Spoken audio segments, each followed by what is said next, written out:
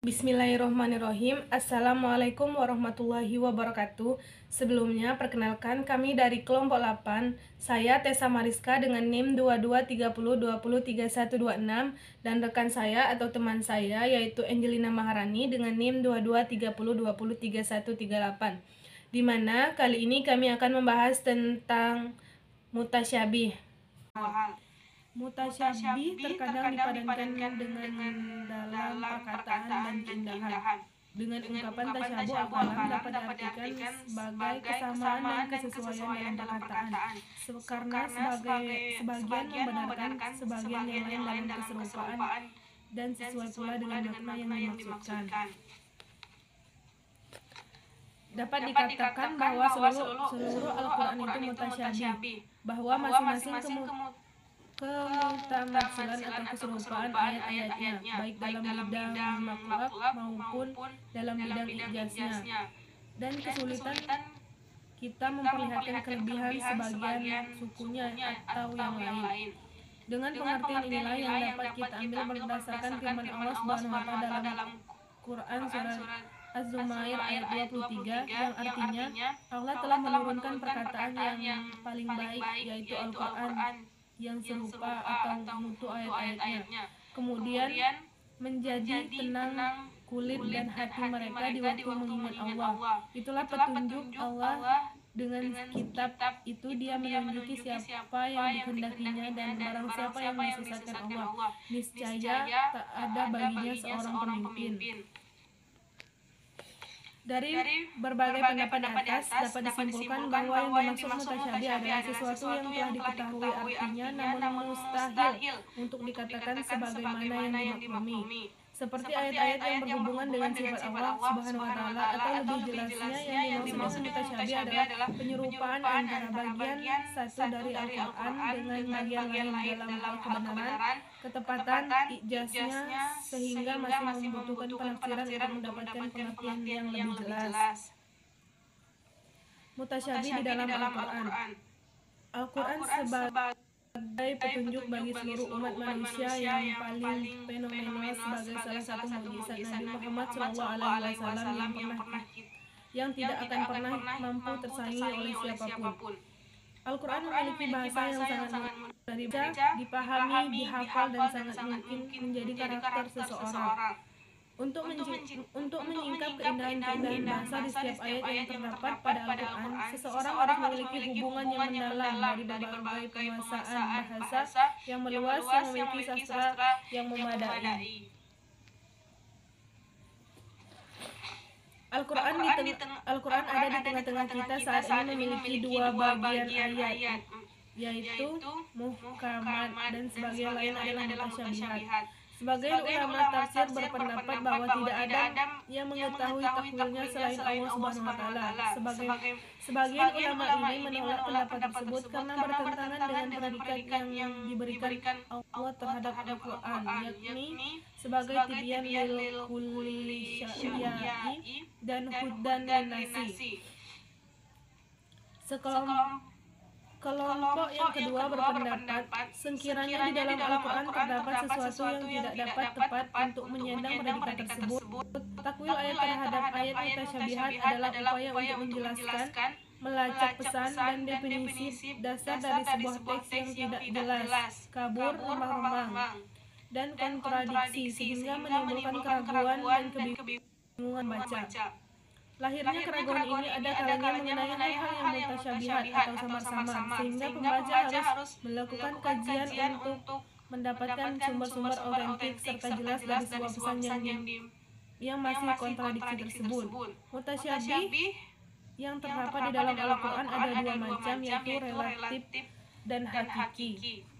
Yang pertama yaitu hakiki. Hakiki yaitu apa yang tidak dapat diketahui dengan nalar manusia, seperti hakikat sifat-sifat Allah Subhanahu wa Ta'ala.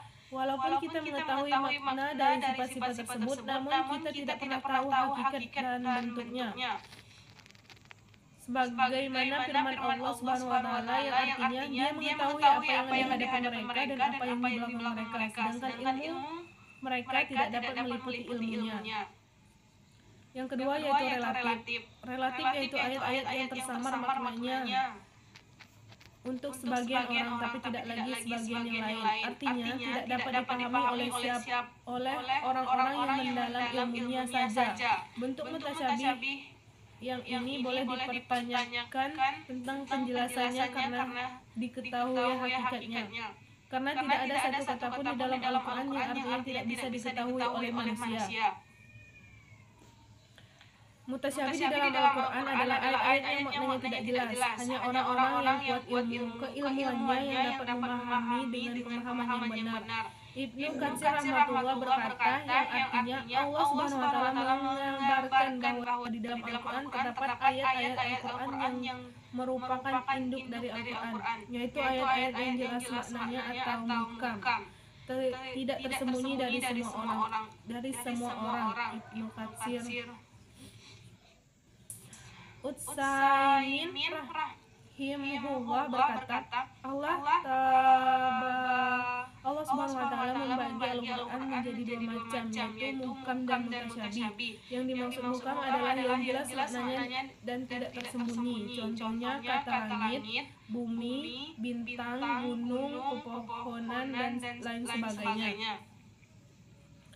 Adapun mutasyabih adalah ayat-ayat yang samar maknanya dan tersembunyi dari kebanyakan orang. Tidak ada yang mengetahuinya kecuali orang yang kokoh keilmuannya. Contohnya adalah ayat-ayat yang bersifat global dan tidak ada perinciannya di dalam Al-Quran, seperti firman Allah, wa aqimus sholat. Mendirikan sholat tidak dijelaskan tata caranya, karena ayat ini hanya menyebutkan kewajiban mendirikan sholat saja, tetapi bagaimana tata caranya ini diketahui oleh dalil lain. Hikmah diturunkannya Al-Quran dengan dua macam tadi adalah sebagai ujian. Orang yang ada di hatinya kecondongan kepada kesesatan dan mengikuti ayat-ayat mutasyabih sehingga berada dalam keheranan. Adapun orang-orang yang kokoh ilmunya, mereka mengimani semuanya, baik yang mutasyabih maupun muhkam. Mereka meyakini bahwa Al-Quran berasal dari sisi Allah dan tidak saling bertentangan. Termasuk dalam ayat-ayat mutasyabih juga adalah ayat-ayat yang seolah-olah bertentangan. Kewajiban kita adalah menafsirkan Al-Quran mutasyabih dan ayat-ayat muhkam, karena Al-Quran dan hadis saling menafsirkan satu. Ayat-ayat mutasyabihat adalah jenis ayat yang kandungan makna dan juga artinya hanya diketahui oleh Allah Subhanahu wa taala. Oleh karena itulah tidak ada seorang pun yang tahu artinya dan bahkan tidak ada jalan bagi siapapun untuk mengetahuinya. Di Al-Quran sendiri ada beberapa contoh ayat mutasyabihat yang bisa kita temukan. Penjelasan tentang ayat mutasyabihat sudah disebutkan dalam surat Al-Imran ayat 7 yang artinya dialah yang menurunkan Alkitab atau Al-Quran kepada kamu. Di antara isinya ada ayat-ayat yang mahkamat, itulah pokok-pokok isi Al-Quran dan yang lain, atau ayat-ayat mutasyabihat. Adapun orang-orang yang dalam hatinya condong kepada kesehatan, maka mereka mengetahui sebagian ayat-ayat yang mutasyabihat daripada untuk menimbulkan fitnah, untuk mencari-cari takwilnya. Padahal tidak ada yang mengetahui takwilnya melainkan Allah. Dan orang-orang yang mendalam ilmunya berkata, kami beriman kepada ayat-ayat yang mutasyabihat, semuanya itu dari sisi Tuhan kami, dan tidak dapat mengambil pelajaran atau dari kepadanya melainkan orang-orang yang berakal. Berikut ini adalah beberapa contoh ayat mutasyabihat dalam Al-Quran yang dikutip dari buku Fawaid Tafsir Kaidah menafsirkan Al-Quran karya Fikri Mahmud. 1. Surat Al-Haqqah ayat 110, artinya dia mengetahui apa yang ada di hadapan mereka dan apa yang ada di belakang mereka, sedangkan ilmu mereka tidak dapat meliputi ilmunya. 2. Surat Al-An'am ayat 103, artinya dia akan dapat dicapai oleh penglihatan mata, sedangkan dia dapat melihat segala penglihatan itu, dan dialah yang maha halus lagi maha mengetahui. 3 surat Al-Imran ayat 138. Artinya, Al-Quran ini adalah penerangan bagi seluruh manusia dan petunjuk serta pelajaran bagi orang-orang yang bertakwa. Didapati berbagai penafsiran dari beragam ahli tafsir terhadap kandungan ayat tentang mutasyabihat, antara lain seperti tercantum, dialah satu-satunya zat yang menurunkan Al-Quran kepadamu. Di antara isi Al-Quran itu ada ayat-ayat yang jelas makna dan kandungannya. Itulah pokok-pokok ajaran Al-Quran yang menjadi rujukan dalam persoalan-persoalan yang masih samar. Dan hal-hal yang bertentangan dikembalikan kepadanya. Dan di antaranya ada ayat-ayat yang lain mutasyabihat yang menghimpun beberapa pengertian yang berbeda, yang tidak tampak jelas maksudnya kecuali dengan dipadukan dengan ayat-ayat muhkam atau tafsir al-muyasyar. Ayat-ayat yang jelas sekali maknanya, tidak ada kesulitan untuk memahaminya. Ini adalah bagian yang utama dan mayoritas di dalamnya.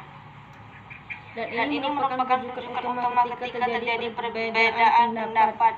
Dan ada sebagian ayat-ayatnya yang mengandung lebih dari satu makna atau multitafsir dan sulit dimengerti maknanya oleh kebanyakan orang. Adapun orang-orang yang hatinya melenceng dari kebenaran, mereka meninggalkan ayat-ayat yang jelas sekali maknanya atau muhkam dan mengambil ayat-ayat yang sulit dimengerti maknanya atau mutasyabihat dan multitafsir. Mereka ingin membangkitkan keraguan dan menyesatkan orang dari jalan yang benar. Mereka ingin menafsirkan ayat-ayat tersebut menurut segala mereka yang sejalan dengan mazhab mereka yang sesat atau tafsir al-muhtasar. Sikap para ulama terhadap al-mutasyabih. Ulama banyak berbeda pendapat apakah makna ayat mutasyabihat bisa diketahui manusia atau tidak. Sebagian mereka mengatakan tidak dalam dapat diketahui manusia dan hanya Allah yang mengetahuinya. Pendapat ini berasal dari kebanyakan sahabat tabi'in dan tabi'in dan diikuti oleh golongan Ahlus Sunnah wal Jamaah. Pendapat kedua mengatakan bahwa makna yang terkandung dalam ayat mutasyabih dapat diketahui oleh orang tertentu yang sudah mendalam ilmunya. Pendapat ini dipelopori ahli tafsir dari kalangan tabi'in yang bernama Mujahid. Perbedaan pendapat ini berasal dari perbedaan pemahaman terhadap ayat 7 surat Al-Imran, yaitu dialah yang menurunkan Alkitab atau Al-Quran kepada kamu. Di antara isinya ada ayat-ayat yang muhkamat, itulah pokok-pokok isi Al-Quran dan yang lain atau ayat-ayat mutasyabihat. Adapun orang-orang yang dalam hatinya condong kepada kesesatan mereka, maka mereka mengikuti sebagian ayat-ayat yang mutasyabihat dari kepadanya untuk menimbulkan fitnah, untuk mencari-cari tawilnya. Padahal tidak ada yang mengetahui tawilnya melainkan Allah.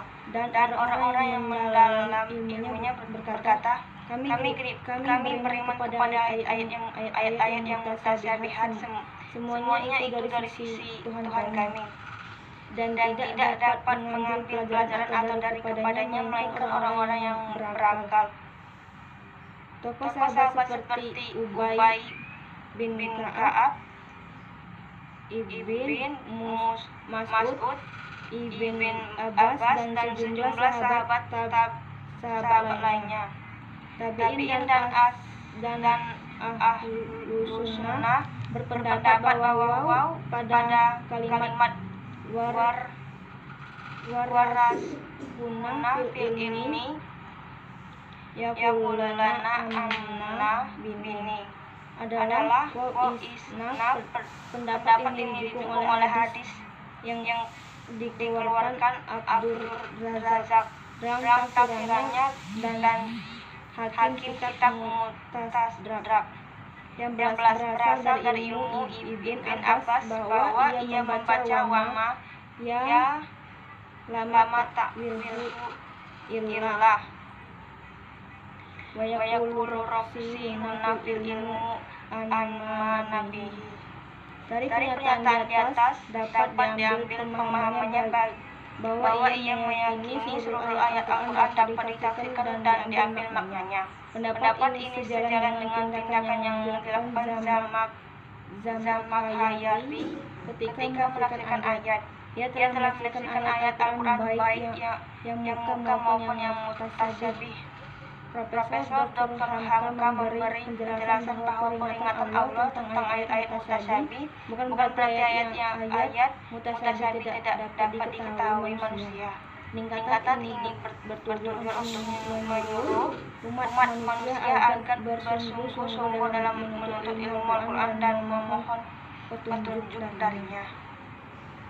Setelah memperhatikan kedua pendapat di atas, dapatlah dipahami kedua pendapat tersebut sama-sama punya dalil yang kuat sebagai jalan pengkompromian antara dua pendapat.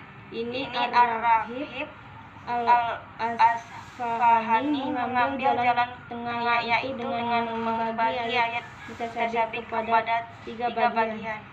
Satu, lafaz ayat yang sama sekali tidak diketahui hikmahnya. Hanya Allah dapat mengetahui seperti waktu tibanya hari kiamat. 2.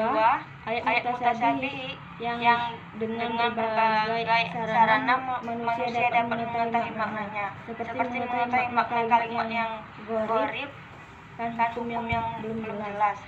Ayat mutasyabih yang khusus dapat diketahui maknanya oleh orang-orang yang ilmunya mendalam dan tidak dapat diketahui orang-orang selain mereka, sebagaimana hikmah mutasyabih. Menjelaskan bahwa dari setiap macam-macam mutasyabihat tersebut memiliki beberapa hikmah yang mendukung di dalamnya. Untuk ayat mutasyabihat, kategori pertama Azhar Rabbani menyebutkan terdapat beberapa hikmah, yaitu 1.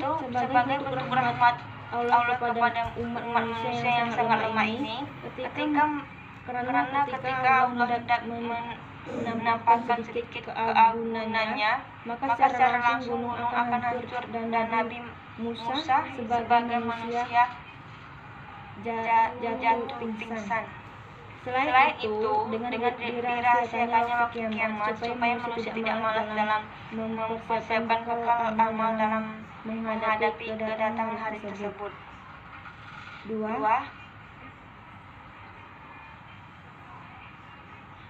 Sebagai bentuk ujian, apakah umat manusia mengimani perkara-perkara yang gaib yang diceritakan dalam Al-Quran secara yakin, ataupun justru menolak kebenarannya akal akan hal gaib tersebut. 3. Menunjukkan bahwa manusia itu sangat lemah dan hanya memiliki pengetahuan yang sangat sedikit, serta menjadi bukti akan kebesaran dan keluasan ilmu Allah. 4. Dijelaskan oleh Al-Razi bahwa andainya semua isi ayat Al-Quran itu bersifat muhkamat, maka akan menghasilkan satu muzhab saja yang dianggap benar, sehingga otomatis akan menyalahkan muzhab lain yang memiliki pemahaman yang berbeda dengan muzhab pertama tersebut. Sebab adanya tasyabih di dalam Al-Quran. Imam Ar-Rahib Al-Asfahani dalam kitab Mufradalil Al-Quran menyatakan bahwa sebab adanya tasyabuh atau kesamaran dalam Al-Quran itu pada garis besarnya ada 3 hal. 1. Kesabaran dari aspek lafaz saja. 2. Kesamaran dari aspek maknanya. 3. Kesamaran dari aspek lafal maknanya.